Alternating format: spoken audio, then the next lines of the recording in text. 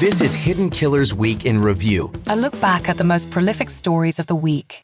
You never really know someone until you find out what they've buried. Welcome to Hidden Killers with Tony Brueski, featuring retired FBI Special Agent Jennifer Coffindaffer. The argument that's trying to be made on his half is that there was some sort of bias in the investigation. The defense claiming the investigation biased by the investigator, that there was some sort of issue there, that in the past that he wanted to get back at Mr. Tellis, and then that somehow led to planting of the evidence and things of that nature. What do you think of his defense and the angle that they're trying to take with this? Well, it's defense 101. Whenever the evidence is very strong, you always go after the investigator or the investigation, right? So they're going to look at any small thing they can find that wasn't done, whether that's misspelling of names or whether that's some other small item that wasn't done correctly on a report, maybe something that wasn't written in a report that remains absent, yet they testify to it. And then they're also going to go after these investigators with everything they have. That's why they pull all the information from their files, from their personnel files, and try to find something that they can use. That's the only way to sort of try to dangle the, carrot away from the evidence, so the jury will start looking in one direction and not at truly the evidence that is really impactful in this case. Do you think there is any reasonable doubt in here when it comes to that with the investigation? I know there can be some arguments here of bias, and we've seen other cases where the investigators screwed it up. And then the jury is confused. Look at Karen Reed. Look at that case. Proctor in that one. In this one, you're almost starting to wonder, is it sort of the same sort of deal where it's going to be a technicality that confuses the jury despite the overwhelming amount of evidence here that points to Robert Tellis being the individual that stabbed and murdered Jeff German? Right. That's going to definitely be the defense's goal. But it's hard to, as you mentioned before, you can't plant DNA underneath one's fingernails. How did these investigators get into the house to plant, shredded up straw hats? The gate, remember the gait of the perpetrator is very similar to the accused. And then finally, there's a vehicle match. Yeah. That was caught on video and then matched up with the vehicle in the location of the accused. So when you look at all of those factors are factors that you really just can't come together as a frame job.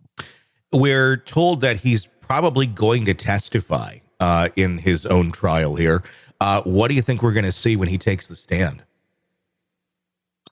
Well, he'll try to come off very, of course, that innocent, apologetic. I wouldn't even be surprised to see some sort of emotion, tears, even over the situation, how he's been picked on and how law enforcement didn't like him. He'll probably try to specifically focus in on some issue that he had with one of the investigators.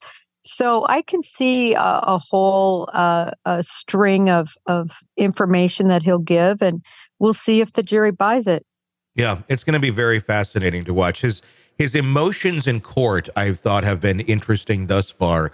Very animated, I guess. Have you seen his reactions while we've seen some witnesses testify? Yes. You know what I found, Tony, though, about him is he's just very expressive. Yeah. Whether it's the photographs of him, everything he does, just he should be an actor, because whatever emotion he has, it just jumps off the page, off the photograph or the video. So I think part of that is just him. And I think he will fail miserably if he truly does take the stand. I can just see him up there like a dog on a wet linoleum floor trying to explain the hat that's shredded and the cuts and the DNA and everything else. I think it will absolutely fall apart for him. And I can't believe his lawyer won't be able to keep him off the stand. Yeah, it's very expressive is accurate. It also kind of reads to me like a narcissist, where they can't necessarily feel the emotions that they should be feeling. So it's all learned behavior. And it's oh, I should be reacting this way because this is how normal people react to X information. It reads to me of not genuine, not sincere, but he's done it most of his life, I think, to get by. And that's how he does it, as a learned behavior, not a genuine, this is how I should be feeling, because I don't think he's feeling anything. Right. We've seen it before. For instance, when Murdoch testified, so emotional. I mean, it's your wife, it's your son. I mean, the allegations were just so brutal. And yet a tear never dropped, Tony. No. All that expression, but no tear. Same with the black swan. All that emotion, standing up, flailing, not one tear drop. Yep. So we've seen it again and again. Scott Peterson, another good example. When you watch his interviews where he seems so sad, his words seem sad, absolutely no teardrops. And as soon as the camera was off, just jumped up and, removes the mic like it was an acting job. Yeah. Flipping a switch. I mean, I feel bad for people where that's how they live their life. But the reality is there's people out there like that, and not everybody goes and kills people. But it is scary because it then opens up the opportunity for them to have that ability because they're missing that part of themselves. It's going to be interesting to watch how this all wraps up. Sick of the ads?